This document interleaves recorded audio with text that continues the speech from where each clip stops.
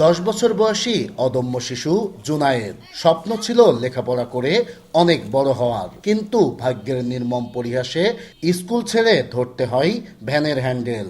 তবে ছোট্ট শিশু জুনায়েদের জীবন সংগ্রাম নিয়ে দেশ টিভিতে সংবাদ প্রচারের পর সহযোগিতার হাত বাড়িয়েছেন স্থানীয় প্রশাসন ও সামর্থ্যবানরা। এরপরই ভ্যানের হ্যান্ডেল ছেড়ে হাতে আবারও বই তুলে নিতে পেরেছে জুনায়েদ। নিয়মিত এখন যাচ্ছে স্কুলেও। এতে খুশি সহপাঠী ও তার শিক্ষকরা। ছোট ভাই বোন ও বৃদ্ধ দাদা দাদির ভরণ পোষণে বই খাতা ছেড়ে ভ্যানের হ্যান্ডেল ধরেছিলেন বাবা মা হারানো কুষ্টিয়ার দৌলতপুরের মিস্ত্রিপাড়া গ্রামের ৩য় শ্রেণীর শিক্ষার্থী জুনায়েদ। এই বয়সে কাঁধে তুলে নিয়েছিলেন পরিবারের ভার। মা চলে যায়, বাবা মরে যায়, ভ্যান চালক স্কুল যাওয়ার সময় সান দেখে আইনে স্কুলে আসি, স্কুল পরীক্ষা দেখুন দিয়ে এখন স্কুল পরীক্ষা দিয়ে এখন বাড়াচ্ছি, ইচ্ছা আছে এখনো স্কুলে পড়বো।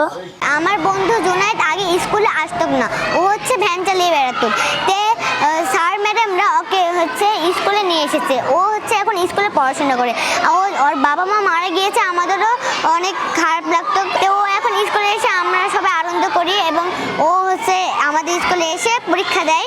আমাদের স্যারেরা আবার তাদের ফিরিয়ে এনেছে, এই জন্যে আমাদের খুব ভালো লাগে। একজন ভ্যান চালাচ্ছে, একজন দিন মজুরের কাজ করে, মাটাও চলে যাওয়ার পরে আমরা ভাবছি 3 ভাই বোন আমরা আমাদের এই 1 নম্বর প্রাকপুর সরকারি প্রাথমিক বিদ্যালয়ে পড়ে।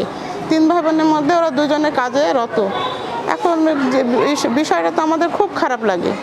তো হেড স্যারকে বললাম, তো স্যার বলছে হ্যাঁ বাসায় যাওয়া যায়, খোঁজখবর নিয়ে এবং সামনে পরীক্ষা বুঝায় ওরা ওদের 2 জনকে স্কুলমুখী করেছে এবং ওরা 2 জনের পরীক্ষা দিচ্ছে। খাতা কলম বা পেন্সিল অন্যান্য সার্বিক সহযোগিতার হাত আমার সহযোগিতার হাত সবসময় বাড়িয়ে দেবো। তাতে যে কোনো সমস্যা আমার নজরে আছে। জুনায়েদ আবারও স্কুলে যেতে শুরু করায় খুশি তার পরিবার ও প্রতিবেশীরাও।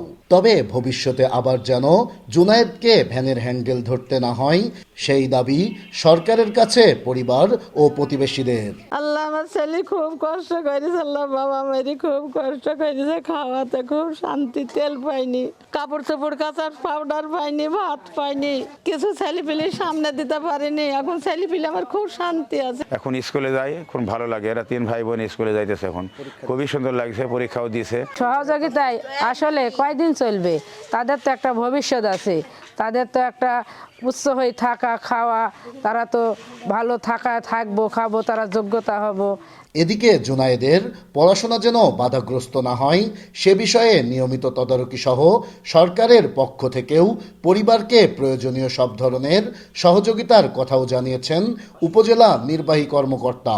অনুদানগুলো আসছে, তার পাশাপাশি আমরা উপজেলা প্রশাসন থেকে তাদেরকে অলরেডি খাদ্য সহযোগিতা দিয়েছি। পাশাপাশি আর্থিক যে সহযোগিতাটা আমরা দিব সেটা দিয়ে তারা যেন আয়বর্ধক কিছু যেন করে থাকে। সেক্ষেত্রে বাচ্চাদের যে দাদা রয়েছে উনি যদি এটা দোকান করেন, দোকানে যে মালামালগুলো সেগুলো আমরা কিনে দিব। জুনায়েদের মতো যেন আর কোনো শিশুকে পরিবারের ভরণ পোষণের জন্য ভ্যান চালাতে না হয় সে বিষয়ে রাষ্ট্রের যথাযথ পদক্ষেপ গ্রহণের আহ্বান সচেতন নাগরিকদের। নাইদা সান্তিতাস, দেশ টিভি, কুষ্টিয়া।